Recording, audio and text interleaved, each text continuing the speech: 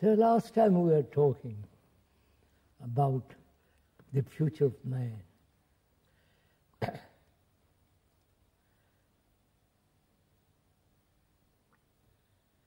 All the psychologists, as far as I can understand, are they really concerned with the future of man? Or are they concerned with the human being conforming to the present society, or going beyond that? Well, I think that most psychologists evidently want the human being to conform to this society, but I think some psychologists, some of whom will be listening to us, are thinking of going beyond that to transform the consciousness of mankind. Can the consciousness of mankind be changed through time? Yes. That's one of the questions we should discuss this evening. Yes, we have discussed it actually last time, and I think that what came out was that the consciousness of mankind, that with regard to consciousness, time is not relevant, that it is a kind of illusion, that we discussed Yes. the illusion of becoming. Yeah. We are saying, aren't we, let's be clear, that the evolution of consciousness is a fallacy. As through time, right? Yes. Through time. Through Now, time. though Through through physical evolution is not. Yes. Now, There is no, can we put it this way much more simply, there is no psychological evolution or the evolution of the psyche. yes, and since the future of mankind depends on the psyche, it seems then that we cannot. The future of mankind is not going to be determined through actions in time, right? Time, that's right. And then that left us the question: what will we do, right? Now let's proceed from there. Yeah. Shouldn't we first distinguish between the brain and the mind? Yes. Well, that distinction has been made, and it is not clear now. Of course, there are several views. One view is to say that mind is just a function of the brain, and that is the materialist view. There's another view which says mind and brain are two different things. Yes, I think there are two different things. But they must be A contact between the two. yes, Relationship between relation, as we don't necessarily imply any separation of the two. No, first let's see the brain. Yeah. I'm really not an expert on the structure of the brain and all that kind of thing, but one can see one can observe one's own activity of the brain, that it is really like a computer that's been programmed and remembers. Well, it's certainly a large part of the activity is that way, but one is not certain that all of it is that way. No. And it is conditioned. Yes. Conditioned by past generations, by the society, by the newspapers, by the magazines, by all the activities and pressure from the outside. It is conditioned.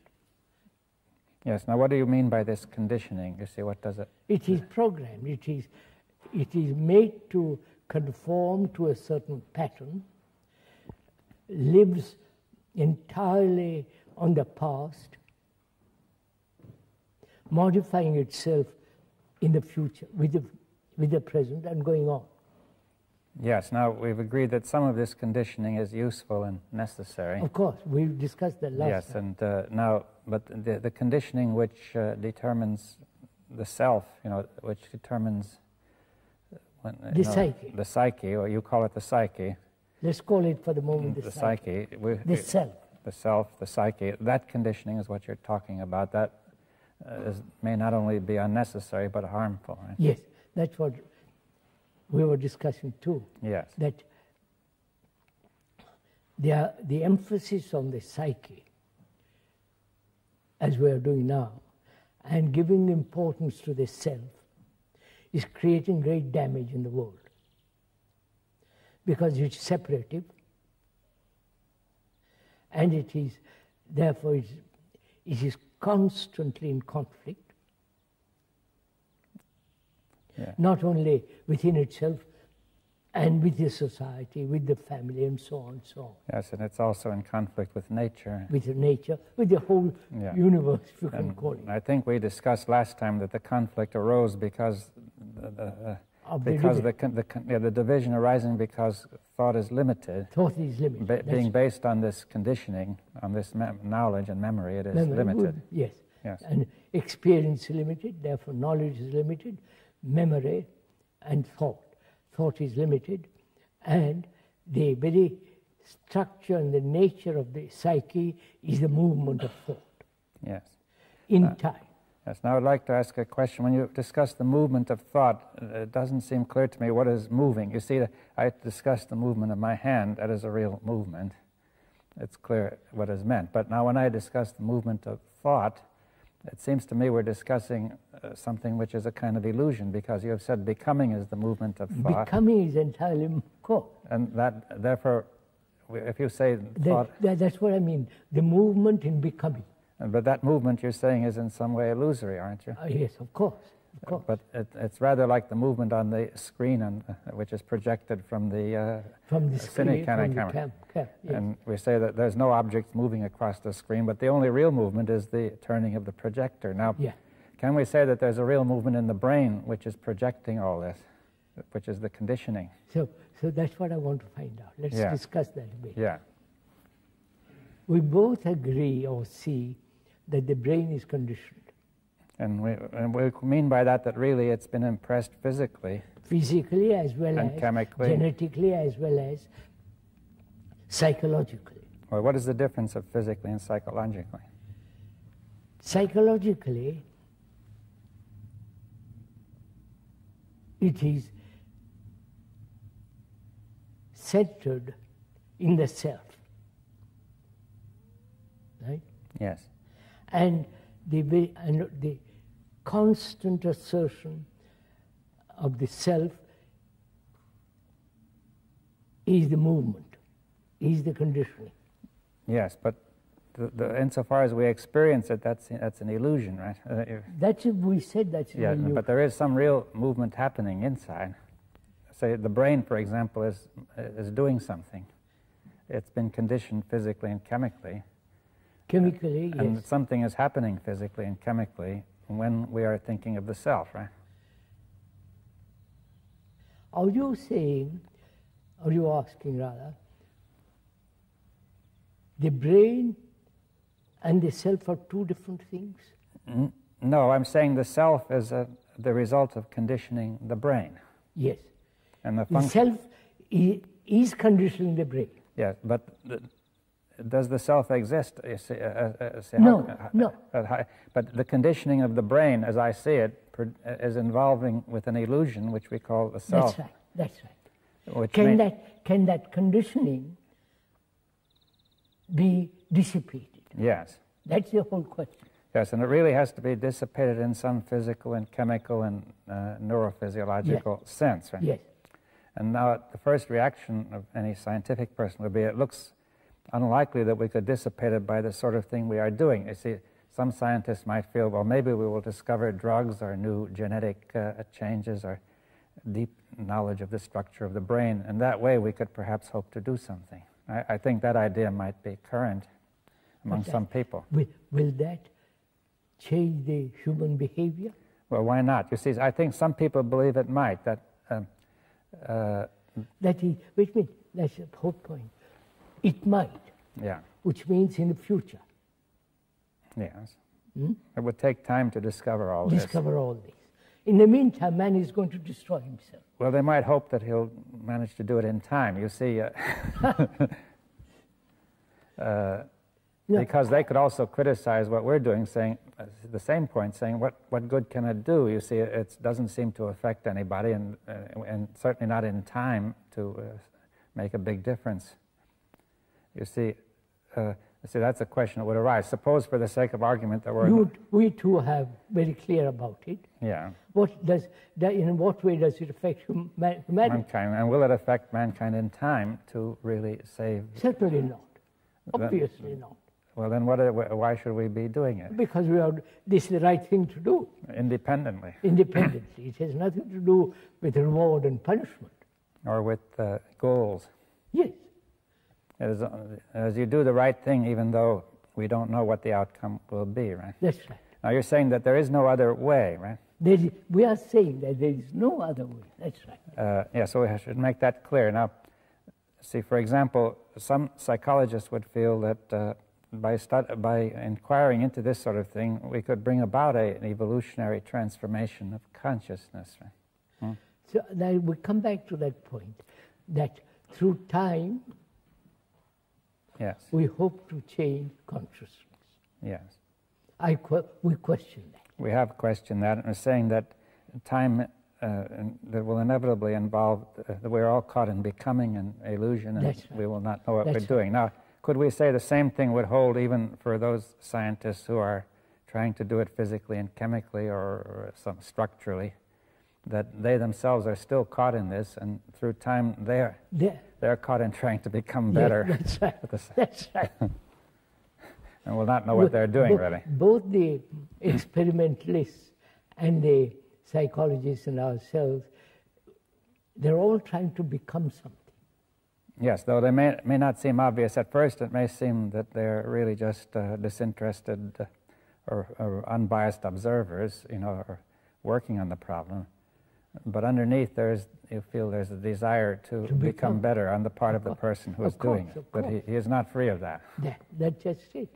They are not free of that. And that desire will give rise to self-deception and illusion and so on. So where do we come? Where are we now? That any form of becoming is an illusion. And the becoming implies time. Time, for the psyche to change, we are saying time is not necessary. Yes, now that ties up with the other question of the mind and the brain. Now, see, the brain clearly is to be understood as an activity in time, as a physical, neurochemical, complex process. I think the mind is separate from the brain. Well, what does it mean, separate? That is, it's separate in contact. In the sense, brain is conditioned and the mind is not. Well, let's say the mind has a certain independence of the brain, is what you're saying, that even if the brain is conditioned, the other is not. Need not be conditioned. Now, on what basis do you say that?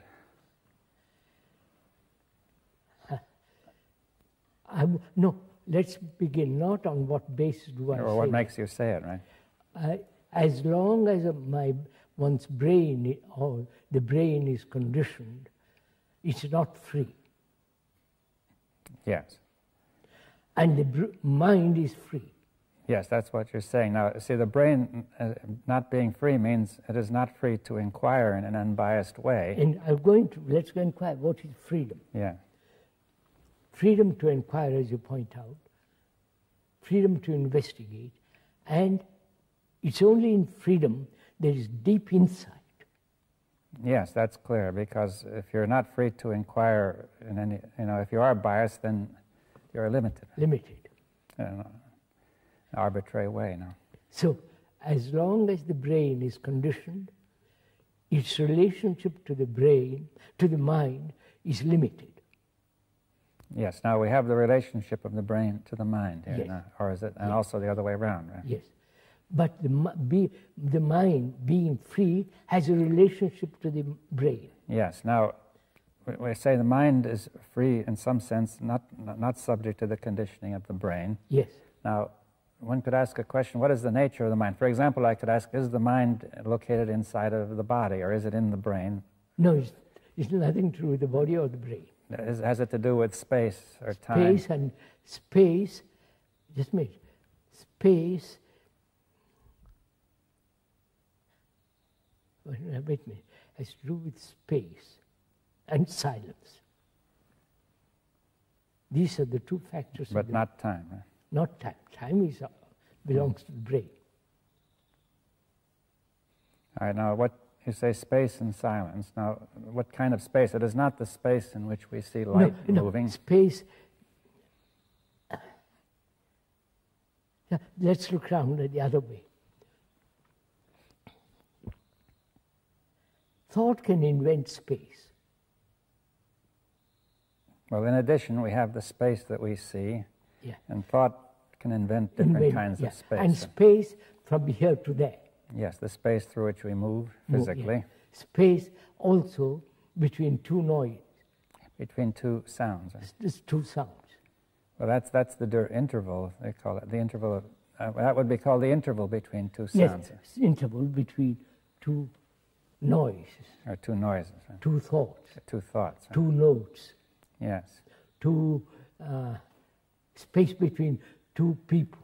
Yes, space between the walls. And so on. But that kind of space is not the space of the mind. You say it is not limited. It is I not didn't an want interval. to use the word limited. But I mean, it's implied. Yes. It's not the nature of being bounded by something. No, it is not bounded by the psyche. By the psyche. But is it bounded by anything? No. No. Now, the psyche, you say, is bounded because we've said it is limited, and so on right now. So can the brain, that's what I want to find out, discuss rather, talk over.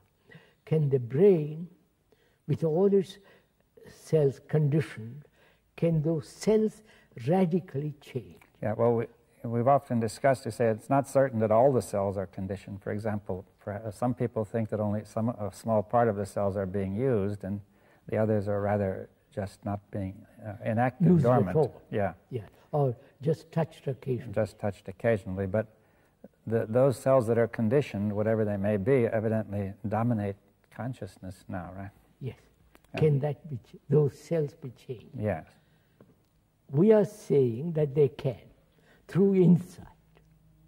Yes. Now, insight being out of time, it's not the result of remembrance. It's not a intuition or desire or hope. It's nothing to do with any time and thought. Yes. Now, but you say insight, is it of the mind? Is it of the nature of mind, right? Activity of mind. Yes. Right. Now, therefore, you're saying mind can act in the matter of the brain. Yes. We said that earlier. Yes, but we have to. But you see, this is a difficult point. You see, how mind is able to act in matter. It is able to act on the brain. Say, for instance, take any crisis or any problem. Problem is, at the root meaning of it, as you know, is something thrown at you. And we meet it with all the remembrance of the past, with a bias and so on. And therefore the problem multiplies itself. Mm-hmm.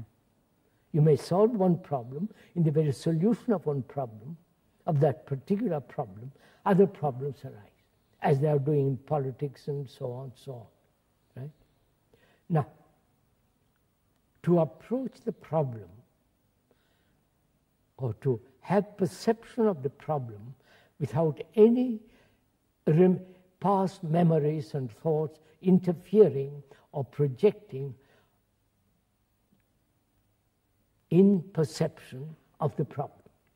Yes, now that implies that perception also is of the mind, that it is... That's right. Not. Are you more or less saying that the brain is a kind of instrument of the mind? Is that what is being instrument of the mind when the brain is not self-centered? Yes. Well, see, if we think of all this conditioning, the conditioning may be thought of as the brain exciting itself and keeping itself going just from the program. This occupies all of its capacity. All our days. Yes, right. well, all the whole capacity of the brain. And It's rather like a radio receiver which can generate its own noise. It would not pick up a signal. Now, would this analogy be at all? Not it's quite. not very good, but Not very. You see, sir, would you go into this a little bit? Experience is always limited. Right? I may blow up that experience into kind of fantastic affair, and then set up a shop to sell my experience. But that experience is limited. And so knowledge is always limited. And this knowledge is operating in the brain. This knowledge is the brain. Right? And thought is also part of the brain, and that thought is limited. So the brain is operating in a very, very small area. yes, what prevents it from operating in a broader area? What is preventing it from operating in an unlimited area? Thought. Thought. No, but thought, the brain, it seems to me, is running on its own, from its own program, right? Yes, it's like a computer that's running on its own program. Yes. Now, essentially, what you're asking is that the brain that should really be responding to the mind. That it can only respond if it is free from the thought which is limited. Yes, so the program does not dominate it. You see, we are going to still need that program. Of course, we need for many things, yes, but the intelligence,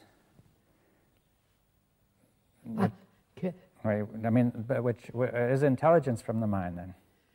Yes, intelligence is the mind. Yes, the mind. Because now that comes into, we must go into something else. Because compassion is related to intelligence. There is no intelligence without compassion. And compassion can only be when there is love, which is completely free from all remembrances, personal jealousies and all that kind of thing. Now, is all that compassion, love, also of the mind? Of the mind. That... And you cannot be compassionate if you are attached to any particular experience or any particular idea. Yes, well, that's again the program that is just holding you. Yes. But say, for instance, there are those people who go out various poverty-ridden countries and work, and they call that compassion. But they are attached or tied to a particular form of religious belief. And therefore, that's merely pity, sympathy, but it's not compassion. Yes, well, I understand that we have here two things which can be somewhat independent. There's the brain and the mind, though they make contact. Now then, and intelligence and compassion, we say, come from beyond the brain. Now then, I would like to go into the question of how they are making contact, you see. That is... contact can only exist between the mind and the brain when the brain is quiet. Yes, and that's the condition for making it. That's the requirement for making it. Now then, the brain has got to be quiet. Now, quiet is not a trained quietness.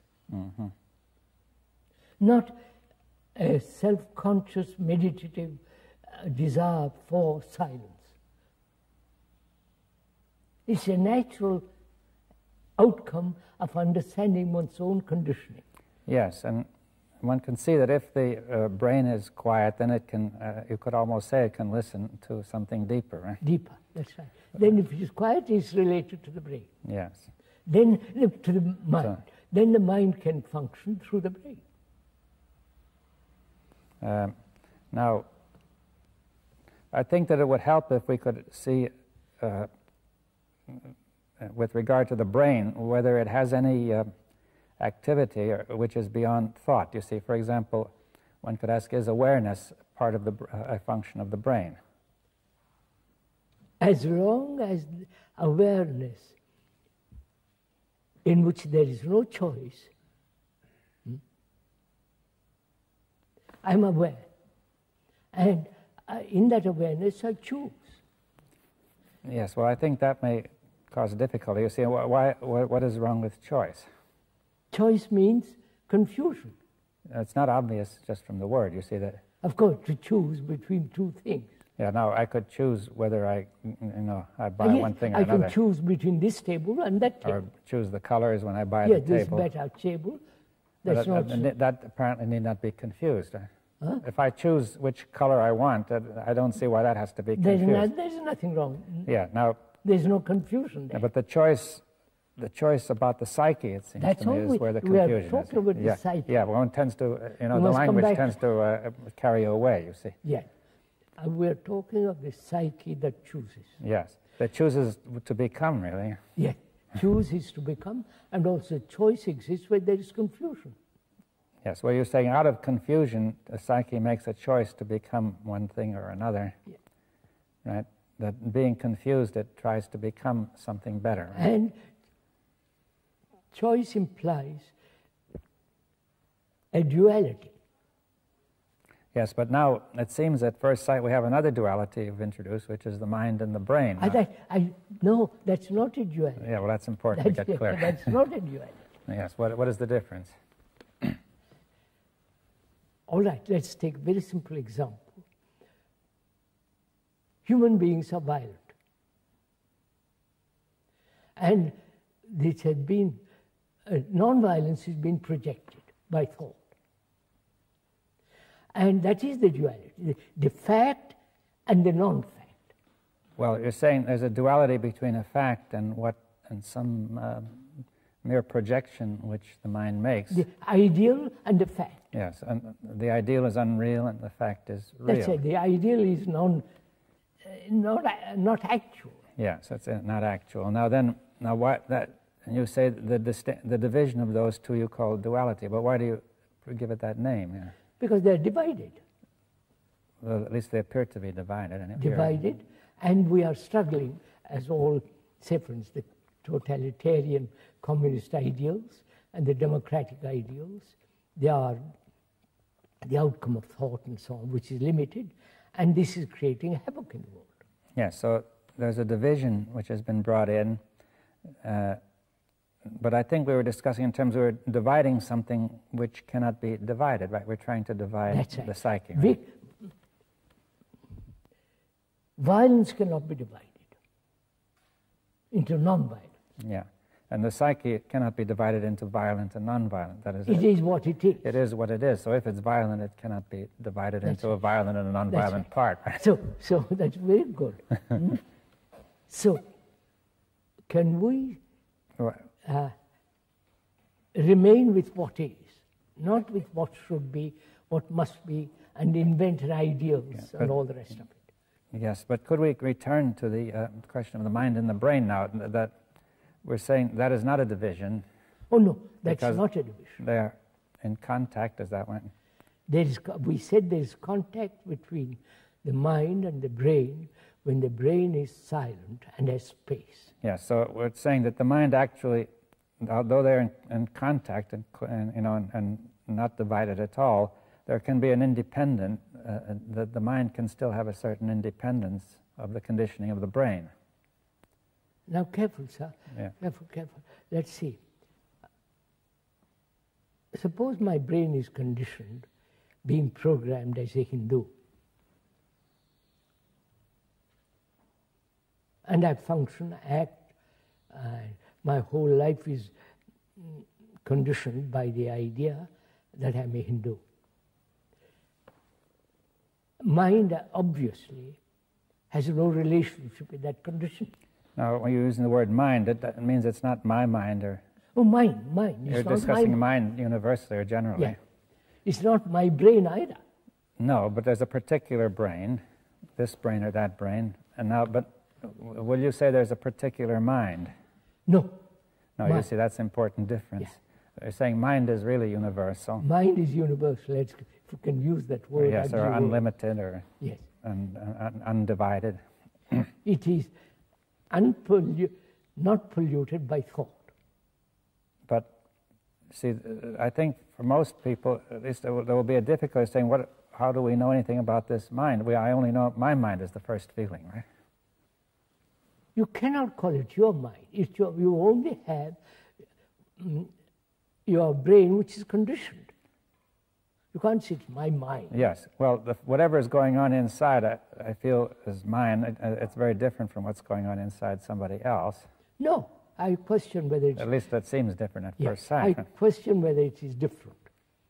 What's going on inside me as a human being and you as another human being, we both go through all kinds of problems, suffering, fear, anxiety, loneliness, and so on, so on. Yeah. We have our dogmas, beliefs, superstitions, and everybody has these. Well, we'll say it's all very similar, but still it seems each one of us is isolated from the other. By thought. Thought is created that I am different from you. Yes. Because my body is different from you. My face is different from you. So we carry that same... we extend that same thing into the psychological area. Yes, we've discussed that. But now, if we say, all right, that division is an illusion, perhaps, now then... no, not perhaps. No, let's say it is. It's an illusion, all right, now, although it is not obvious if a person first looks at it. Of course. Now then, and we say mind... Not only, in reality, even brain is not divided, because we're saying that we're all not only basically similar, but really connected, right? And then we say beyond all that is mind, which has no division at all. It is unconditioned. Yes, which would almost seem to imply then that insofar as a person feels he is a separate being, he has very little contact with mind, right? Absolutely, quite right. That's you say has no mind. That's why it's very important to understand, not the mind, but my conditioning. Mm-hmm. Then whether that my conditioning, human conditioning, can ever be dissolved. That's the real issue. Yes. I think that, still the mind, we won't call it the mind, but a human being considers always what is the meaning? See, I think we want to understand the meaning of what is being said. You see that we have a mind that is universal, that is in some kind of space, you say? Or is it its own space? It is not in me or in my brain. But it has a space. It lives in space. It lives in a space, right? And silence. And silence, but it's the space of the mind, right? It's not a space like this space. No. And that's why we said space is not invented by thought. Yes. Now, is it possible then to perceive this space when the mind is silent? Or to be in contact with it? Not perceive. When the brain is. Let's see. You're asking a question whether the mind can be perceived by the brain. Or at least somehow be aware, an awareness or a sense. Yes. And we are saying yes, through meditation. You may not like to use that word. Well, I don't mind. I think it is possible to bring about, she said that's a difficult thing.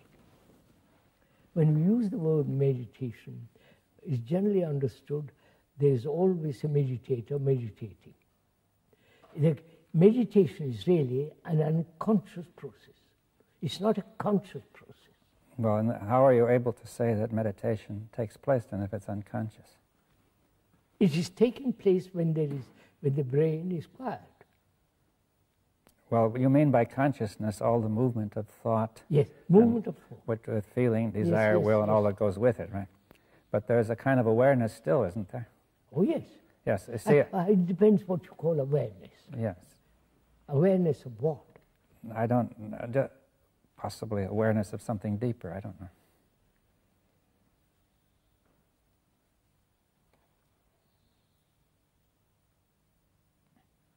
See, again, when we use the word dipa, it's a measurement.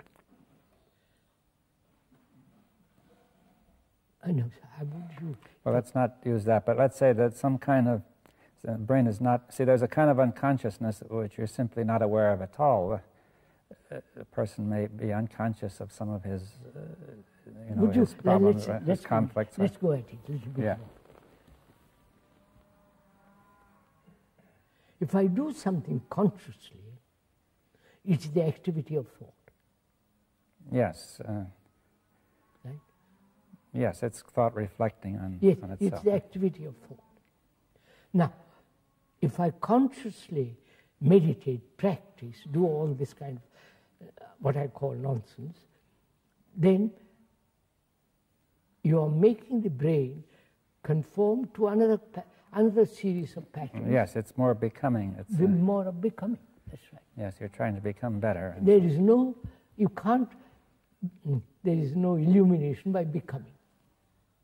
You can't be illumined, if I can use that word, by saying I'm going to be a chief. Yes, but now it seems very difficult to communicate something which is not conscious. You see that. That's the difficulty. But it's not just being knocked out, or a person is unconscious if he's knocked out too. But you don't mean that. No. Or under anesthetic, or. No, let's put it that way. Conscious meditation, conscious activity to control thought, to free oneself from conditioning, is not freedom. Yes, I think that's clear, but now it becomes very unclear how to communicate what else. You see that? Wait a minute. How can I tell? You want to tell me what lies beyond thought? Or when thought is silent. Right? Silent. What words would you use? Well, I suggested the word awareness. Or what about the word attention? I don't know. Attention is better for me. Yes.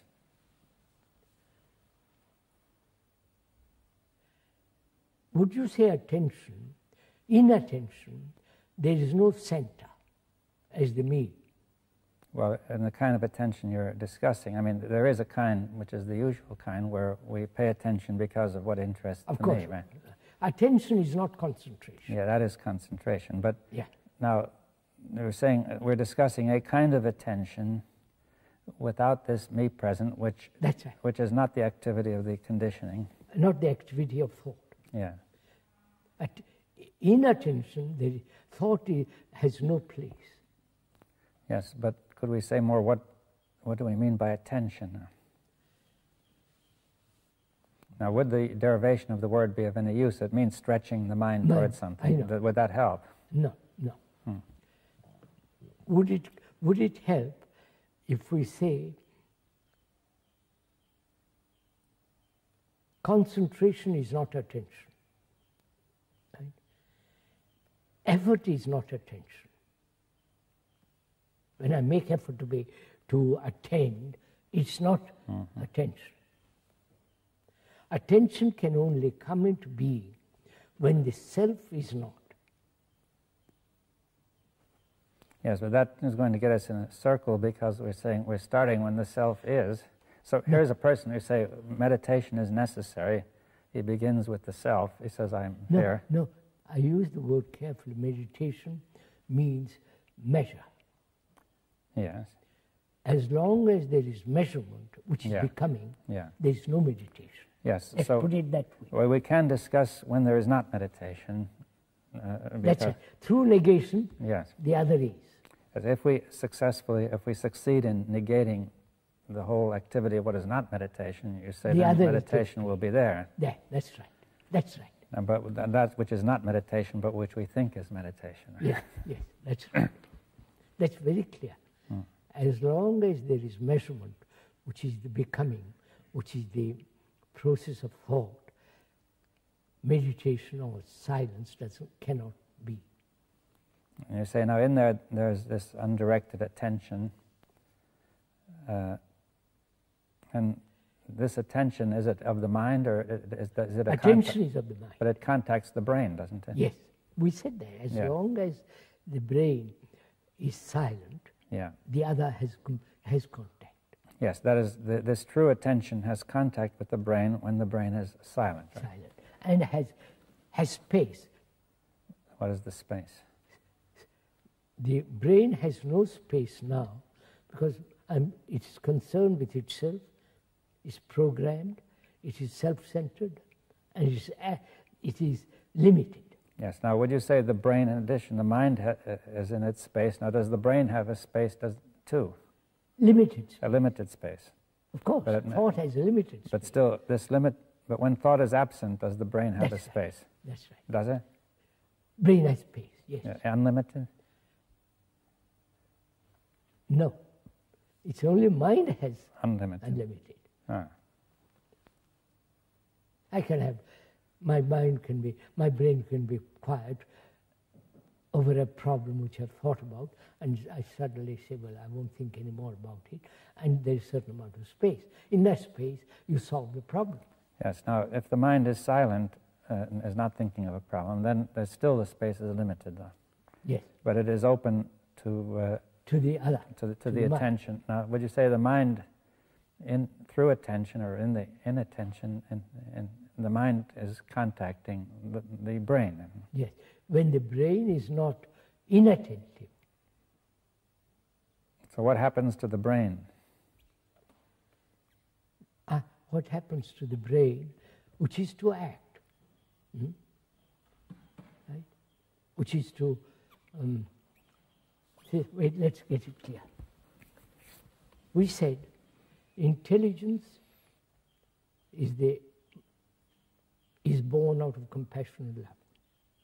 That intelligence operates when the brain is quiet. Yes. Does it require operate through attention? Of course. Yes. So attention seems to be the contact. Attention. Is the contact. Attention, as we said too, attention can only be when the self is not. Yes. All right. Now, you say that the love and compassion are sort of the ground far, and out of this comes intelligence. The intelligence through attention.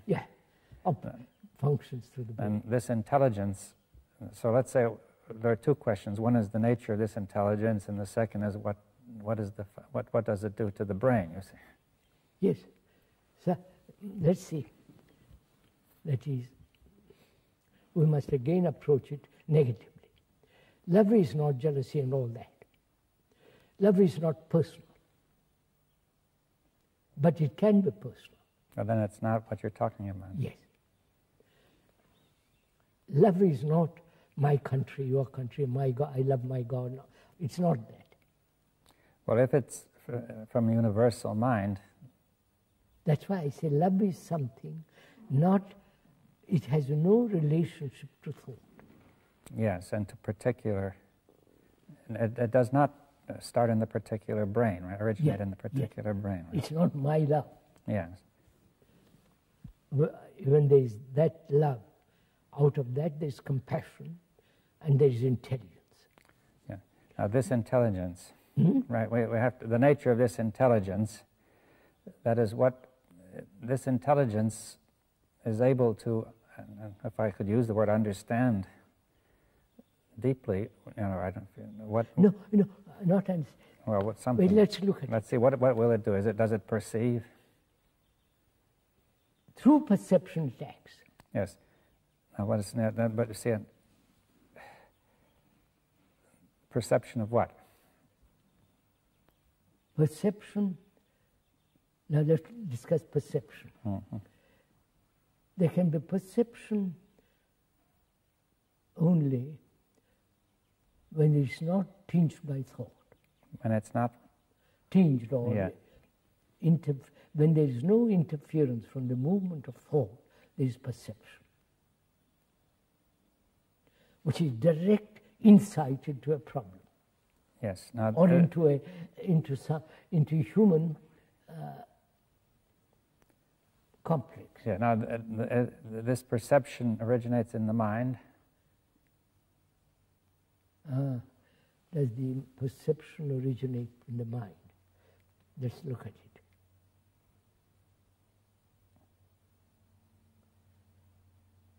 Yes, when the brain is quiet. Yes. Now, but what is, we use the words perception and intelligence. Now, how are they related, or what is their difference? Between perception and intelligence? Yes. None. No. So we'll say intelligence is perception. Perception, that's right. Intelligence is perception of what is, right? And through attention, So there's contact. Let's take a problem, and it's probably easier to understand.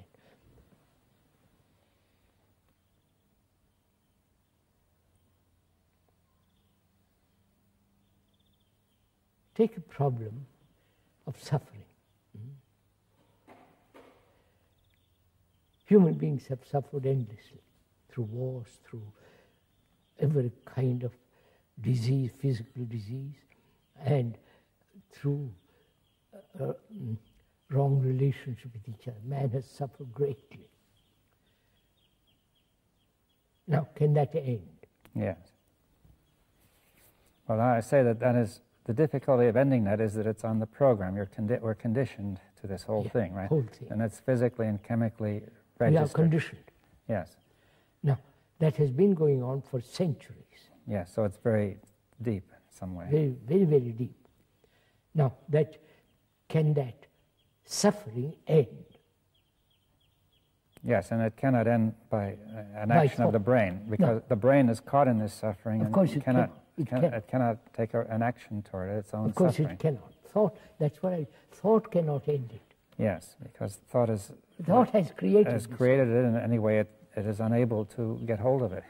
Yes, thought has created the wars, the misery, the confusion, and thought has become prominent in human relationship. Well, you see, I think that people might agree with that and still think that thought might still, as thought can do bad things, it could do good things. You see, I think thought cannot do good or bad. It's thought. It cannot get hold of this. Thought cannot get hold of this suffering. That is, this suffering being in the physical conditioning of the brain and chemical. Thought has no way of knowing what it is. Even you see it. I mean, I lose my son, and Yeah, but I mean, by thinking, I don't know what's going on inside me. I can't change the suffering inside because I don't. Thinking will not show me what it is. Now you're saying maybe there's an intelligence. But after all, we're asking, can suffering end? That's a problem. Yes, and it's clear that thinking cannot do it. No. Thought cannot do it. No. All right, now because that's the point. We've got if you have an insight into it. Yes, now this insight will be the action of the mind, through intelligence and attention. When there is that insight, intelligence wipes away suffering. Yes, now you're saying that therefore there is a contact from mind to matter which removes the whole physical chemical structure which keeps us going on with suffering. In that ending, there's a mutation in the brain cells. Yes, we discussed this some years ago, this question. Yes, but that mutation just wipes out the whole structure that makes you suffer. Right? Therefore, it's like I've been going along a certain tradition.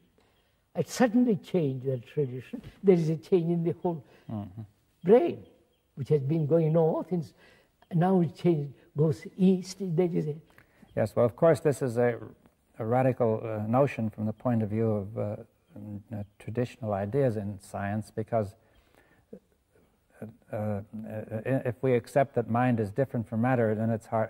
People would find it hard to say that mind would actually. Mind, after all, is, would you put it? Mind is pure energy. Well, we could put it that way.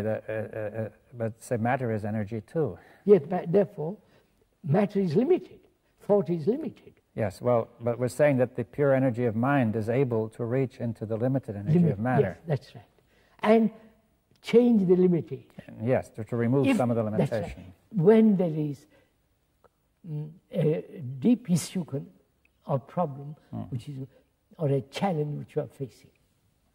Yes, so we have thought, yes, so, and we would also add that all the traditional ways of trying to do this cannot work, because it hasn't worked. Well, that's not enough. We have to say, because people still might hope it could. You see, it cannot actually. It cannot. Because thought cannot get at the basis of its own physical, chemical basis in the cells and do anything about those cells. Yes, sir. We've said that very clearly. Thought cannot bring about a change in itself. Yes, and yet practically everything that mankind has been trying to do is based on thought. Right? Thought. And there is a limited area, of course, where that's all right, but we cannot, therefore, as we said, we're discussing before, do anything about the future of mankind from the usual approach. Right? So look, that's what when you listen to the politicians who are so very active in the world, they are creating problem after problem. And to them, thought is the most important thing, ideals. Well, nobody, generally speaking, nobody can even know of anything else. You see that? Exactly. We are saying the old instrument, which is thought, is worn out, except in certain areas.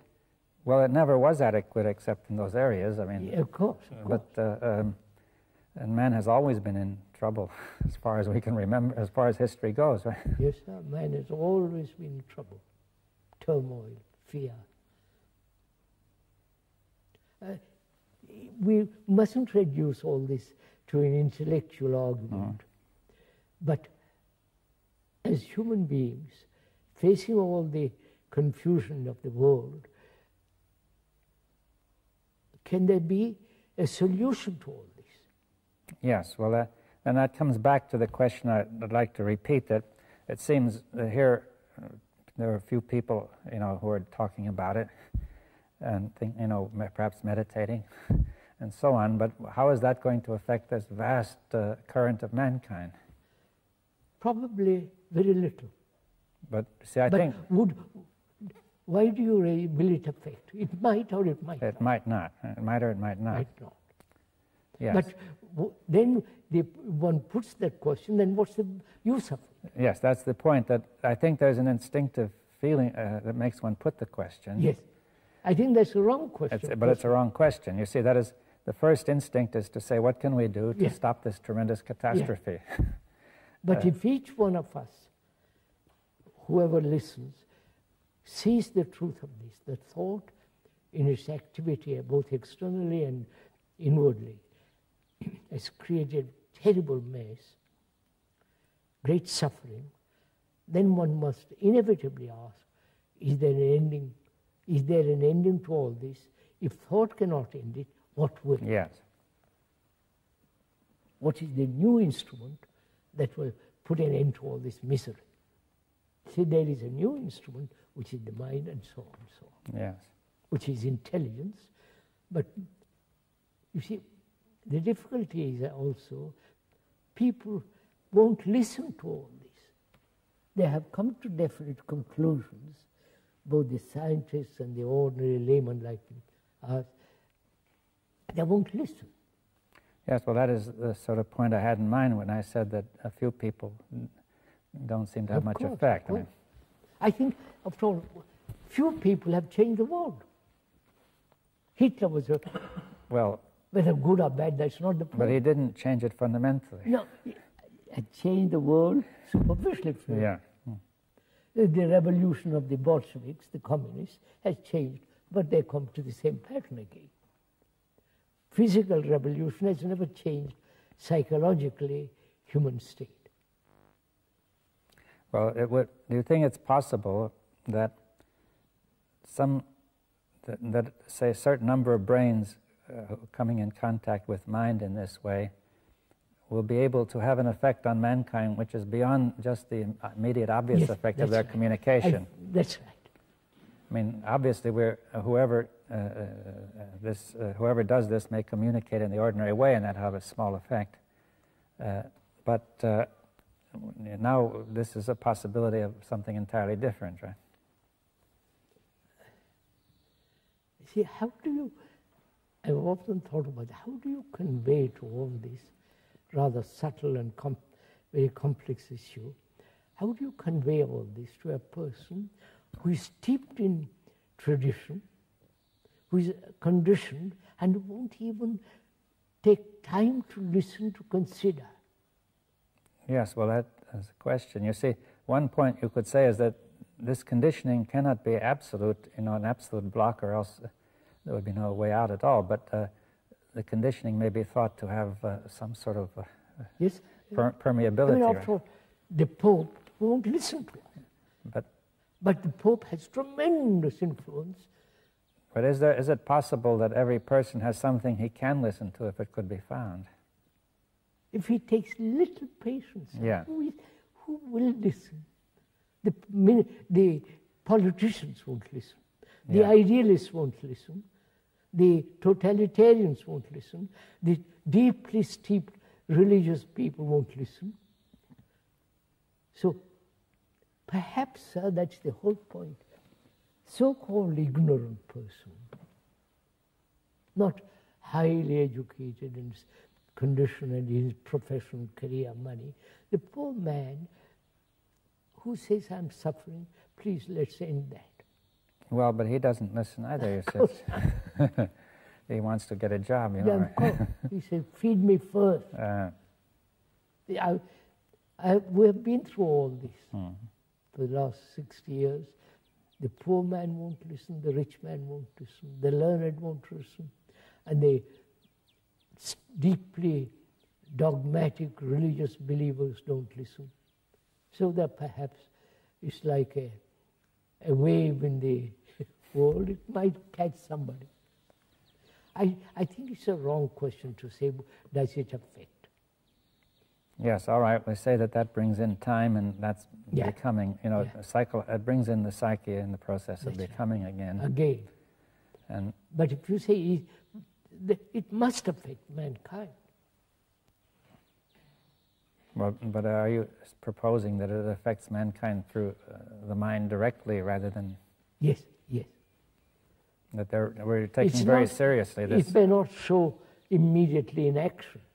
Yes, you're taking very seriously what you said, that the mind is universal and is not located in our ordinary space. Yes. Is not separate, it is not... You see, sir, there is a danger in saying this, mind is universal. That's what some people say, the mind. And it's become a tradition. Well, you can turn it into an idea, of course. Yeah, of course, that's just the danger of it. That's what I'm saying. Yes. But what you're saying is that, really the question is, we have to come directly in contact with this to make it real, right? That's it.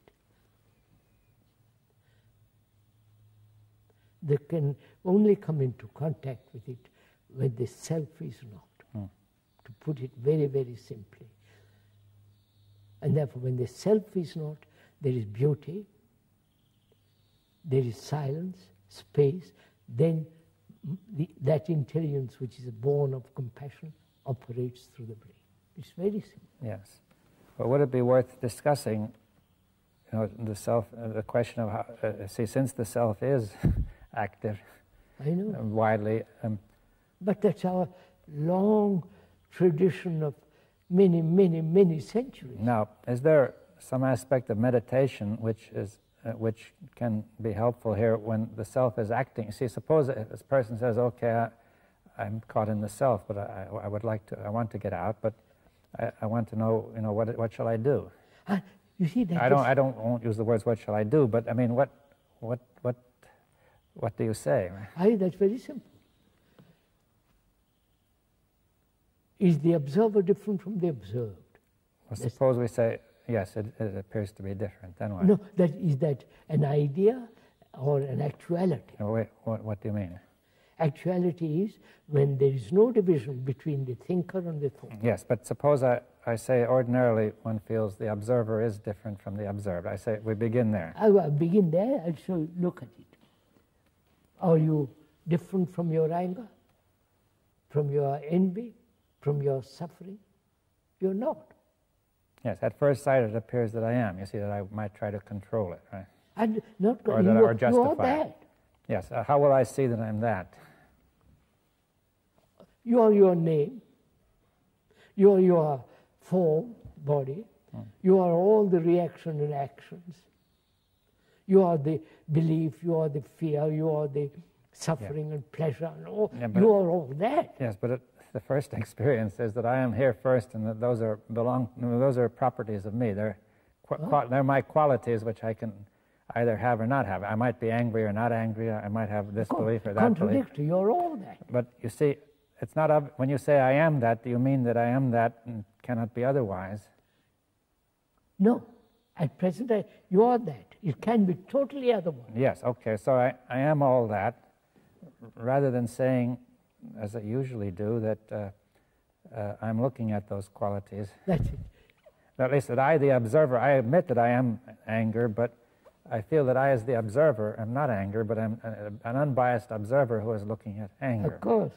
Now you're telling me that this unbiased observer is the same as the anger he is looking at. Of course, of course. Like I analyze myself, and the analyzer is the analyzed. Yes, he's biased by what he analyzes. Of course.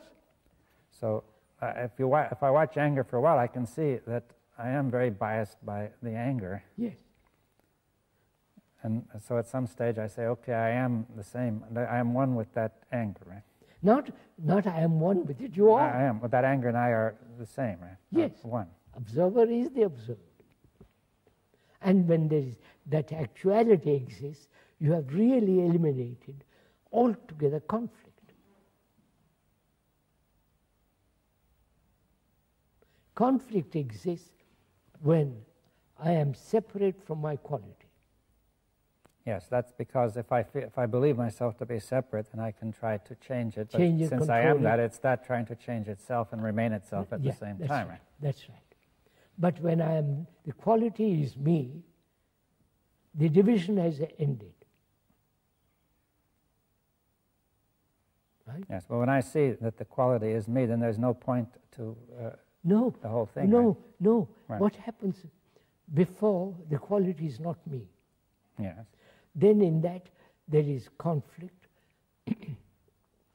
either suppression, escape, and all the rest of it, which is a wastage of energy. When that quality is me, there is all that energy which has gone, which has been wasted, is there to look, to observe. Yeah, but why does it make such a difference to have that quality being me? I'm showing you. Yes. It makes a difference when there is no division between the quality and me. Yes, but when there's no perception of a difference, that's right. Then the mind does not try to fight itself. Yes. Yes. If there's an illusion of a difference, the mind must be compelled to fight against itself. Yes. The brain. The brain fights against itself, right? That's right. And on the other hand, when there's no illusion of a difference, the brain just stops fighting, right? Fighting, and therefore you have the tremendous energy. Yes, it's the brain's natural energy is released. Yeah. And when there is, which means energy means attention. Yes. Well, you say the energy of the brain allows for attention. For that thing to dissolve. Yes. Well, wait a minute, because we said before attention was a contact of the mind and the brain. Now, but the brain must be in a state of high energy. That's right. To allow that contact. Right. That's the same thing. Yes. I mean, a brain which is low energy cannot allow that contact. But most of us are low energy because we are so conditioned.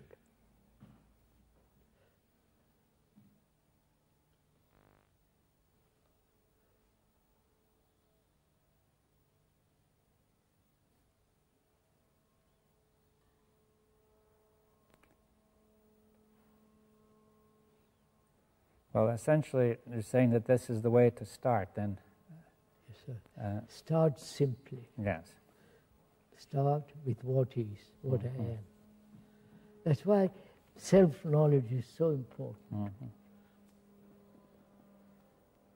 Self-knowledge is not an accumulated process of knowledge which then looks at. It's a constant learning about oneself. Yes, well, if you call it self-knowledge, then it's not knowledge of the kind we talked about before, which is conditioning. That's right. Knowledge conditions. But you're saying that self-knowledge of this kind is not conditioning. But why do you call it knowledge? Is it a different kind of knowledge? Yes. Knowledge conditions. Yeah, but now you have this self-knowledge. Self-knowledge, which is to know and to comprehend oneself, to understand. Oneself is such a subtle, complex thing, it's living. But you're essentially knowing yourself in the very moment in which things are happening, to know what is happening. rather than store it up in memory. Of course.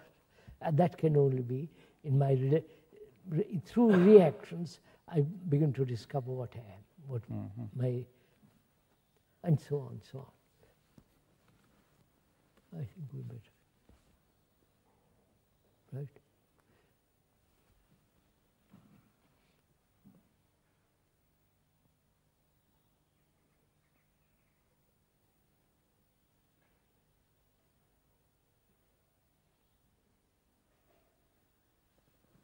You're going tonight.